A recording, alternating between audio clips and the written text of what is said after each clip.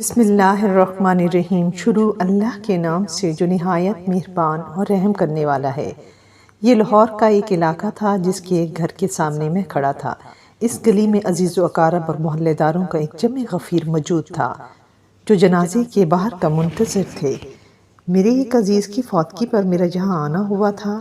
میں گھر کے دروازے کے بالکل قریب موجود تھا، اس لیے گھر کے اندر موجود خواتین کے رونے اور آہ و بکا کی آوازیں آ رہی تھی۔ ان دردناک آوازوں کو سن کر کلیجہ منہ کو آتا تھا۔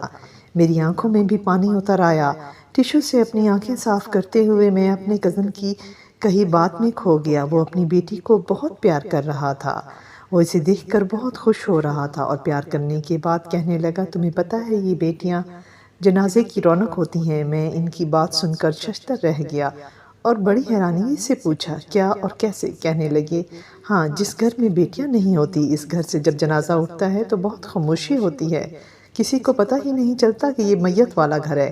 یہ بیٹیاں ہی ہوتی ہیں جو بے انتہا محبت کرتی ہیں، بلکہ سراپائی محبت اور محبت ہوتی ہیں۔ یہ اپنے پیارے کی موت برداشت نہیں کر پاتی، ان کا کلیجہ پھٹ جاتا ہے، یہ چیخ و پکار شروع کر دیتی ہیں۔ اس لیے کہہ رہا ہوں کہ یہ بیٹیاں گھر کی رونق کے ساتھ ساتھ جنازے کی بھی رونق ہوتی ہیں۔ تو آج اس گھر سے آنے والے بین اور آہوازاریوں نے مجھے بھی رلا دیا۔ کچھ دیر بعد جب جنازہ دروازے سے باہر لایا جا رہا تھا تو جنازے کی چارپائی کے ساتھ فوت ہونے والے کی بہن لیٹی ہوئی تھی۔ وہ جنازے کو باہر نہیں آنے دے رہی تھی۔ میرا بھرا جدوں تک مینوں معاف نہیں کرے گا میں انہوں نہیں جان دینا۔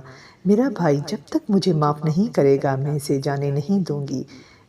میں جانتا تھا کہ ان دونوں بہن بھائیوں میں کئی سال سے ناراضگی تھی، وہ ایک دوسرے سے بات چیت نہیں کرتے تھے، تو اب کیا فائدہ؟ اب وہ کون سا تمہاری معافی سن رہا ہے؟ اب تو وہ نہ کسی کو معاف کر سکتا ہے نہ کسی سے معافی مانگ سکتا ہے۔ کیا کسی کی انا توڑنے کے لیے مرنا ضروری ہوتا ہے؟ ہاں، شاید ہمارے معاشرے میں یہی ہوتا ہے۔ یہی ہوتا ہے، ہماری انا اتنی قوی ہوتی ہے کہ وہ صرف کسی کے فوت ہونے پر ہی ٹوٹتی ہے۔ کیا ایسا نہیں ہو سکتا کہ ہم کسی کے مرنے سے پہلے اپنی انا کو مار دیں؟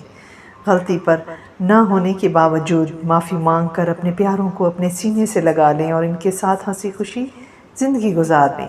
موت کا انتظار کیوں، وہ تو آ ہی جائے گی۔ پھر پچھتاوے کی آگ میں جو جلنا ہے تو آؤ میرے ساتھ، آج ہی چلیں اپنے ان پیاروں کے پاس جو ہم سے ناراض ہیں۔